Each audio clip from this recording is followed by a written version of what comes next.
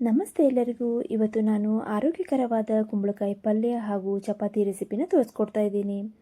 ಮೊದಲು ಒಂದು ಪ್ಯಾನ್ನಲ್ಲಿ ಎಣ್ಣೆನ ಹಾಕಿ, ಎಣ್ಣೆ ಕಾದ ನಂತರ ಸ್ವಲ್ಪ ಸಾಸಿವೆ ಹಾಗೂ ಜೀರಿಗೆನ ಹಾಕಿ, ಹಾಗೆ ಚಿಕ್ಕದಾಗಿ ಕಟ್ ಮಾಡಿರುವಂಥ ಈರುಳ್ಳಿ ಹಾಗೆ ಸ್ವಲ್ಪ ಕರಿಬೇವಿನ ಸೊಪ್ಪನ್ನು ಹಾಕಿ ಚೆನ್ನಾಗಿ ಬಾಡಿಸ್ಕೊಳ್ಳಿ.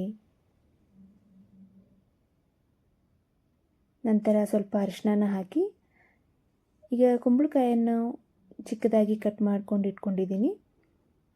ಈಗ ಇದಕ್ಕೆ ಕುಂಬಳಕಾಯಿನ ಪೀಸ್ನ ಹಾಕಿ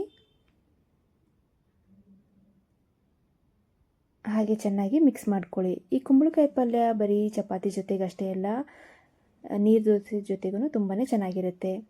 ನಂತರ ಇದಕ್ಕೆ ರುಚಿಗೆ ತಕ್ಕಷ್ಟು ಉಪ್ಪನ್ನು ಹಾಕಿ ಮಿಕ್ಸ್ ಮಾಡ್ಕೊಳ್ಳಿ. ಹಾಗೆ ಲಿಡ್ಡನ್ನು ಕ್ಲೋಸ್ ಮಾಡಿ 5 ನಿಮಿಷ ಬೇಯಲು ಬಿಡಿ. ನಂತರ ಇದಕ್ಕೆ 2 ಟೇಬಲ್ ಸ್ಪೂನ್ ಆಗುವಷ್ಟು ಅಚ್ಚ ಖಾರದ ಪುಡಿನ ಹಾಕ್ತಾಯಿದ್ದೀನಿ. ಹಾಗೆ 1 ಟೇಬಲ್ ಸ್ಪೂನ್ ಆಗುವಷ್ಟು ಗರಂ ಮಸಾಲ ಪುಡಿನ ಹಾಕ್ತಾಯಿದ್ದೀನಿ. ಈಗ ಮತ್ತೆ ಲಿಡ್ಡನ್ನು ಕ್ಲೋಸ್ ಮಾಡಿ ಇನ್ನೊಂದು 5 ನಿಮಿಷ ಬೇಯಿಸಿದ್ರೆ ಬಿಸಿ ಬಿಸಿಯಾದಂಥ ಕುಂಬಳಕಾಯಿ ಪಲ್ಯ ರೆಡಿ ಆಯಿತು. ನೋಡ್ಬೋದು, ಈಗ ಇದು ಬೆಂದಿದೆ. ನಂತರ ಕೊನೆಯದಾಗಿ ಸ್ವಲ್ಪ ಕೊತ್ತಂಬರಿ ಸೊಪ್ಪನ್ನು ಉದುರಿಸಿದ್ರೆ ಕುಂಬಳಕಾಯಿ ಪಲ್ಯ ರೆಡಿ. ಈಗ ಮೊದಲೇ ನಾನು ಚಪಾತಿ ಹಿಟ್ಟನ್ನು ನಾದಿಟ್ಕೊಂಡಿದ್ದೆ. ಸೊ ಈ ಹಿಟ್ಟನ್ನು ಚೆನ್ನಾಗಿ ಚಿಕ್ಕದಾಗಿ ಉಂಡೆಗಳನ್ನು ಮಾಡ್ಕೊಂಡಿಟ್ಕೊಂಡಿದ್ದೀನಿ. ಈಗ ಈ ಉಂಡೆಗಳ ಮೇಲೆ ಸ್ವಲ್ಪ ಸ್ವಲ್ಪ ಎಣ್ಣೆ ಹಾಗೂ ಹಿಟ್ಟನ್ನು ಹಾಕಿ ಒಂದು ಉಂಡೆ ಜೊತೆಗೆ ಇನ್ನೊಂದು ಉಂಡೆನ ಸೇರಿಸ್ತಾ ಇದ್ದೀನಿ.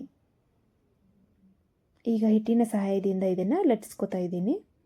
ಎಲ್ಲ ಕಡೆಯೂ ಈಕ್ವಲ್ ಪೋರ್ಷನ್ ಆಗಿ ಇದನ್ನು ಲಟ್ಟಿಸ್ಕೊಳ್ತಾ ಇದ್ದೀನಿ.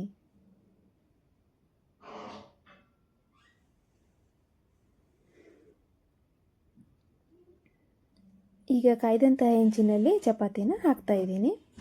ಈಗ ಸ್ವಲ್ಪ ಚಪಾತಿ ಬೆಂದ ನಂತರ ಸ್ವಲ್ಪ ಎಣ್ಣೆನ ಹಚ್ಚಿ 2 ಕಡೆಯೂ ಚೆನ್ನಾಗಿ ಬೇಯಿಸ್ಕೊಳ್ಳೋಣ. ಇಲ್ಲಿ ನಾವು ರೆಡಿಮೇಡ್ ಹಿಟ್ಟನ್ನು ಯೂಸ್ ಮಾಡ್ತಾ ಇಲ್ಲ, ಗೋಧಿನ ತಂದು ಅದನ್ನು ಮಿಲ್ಲಿಗೆ ಹಾಕಿಸಿ ಆ ಗೋಧಿ ಹಿಟ್ಟನ್ನು ಯೂಸ್ ಮಾಡ್ತಾ ಇದ್ದೀವಿ. ನೋಡ್ಬೋದು ಎಷ್ಟು ಚೆನ್ನಾಗಾಗಿದೆ ಚಪಾತಿ, ಸಾಫ್ಟಾಗಿ.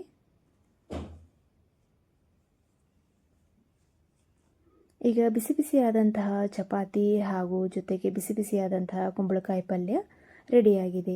ಈ ವಿಡಿಯೋ ನಿಮಗೆ ಇಷ್ಟ ಆಗಿದ್ದರೆ ಲೈಕ್ ಮಾಡಿ, ಶೇರ್ ಮಾಡಿ, ಸಬ್ಸ್ಕ್ರೈಬ್ ಮಾಡಿ. Thank you.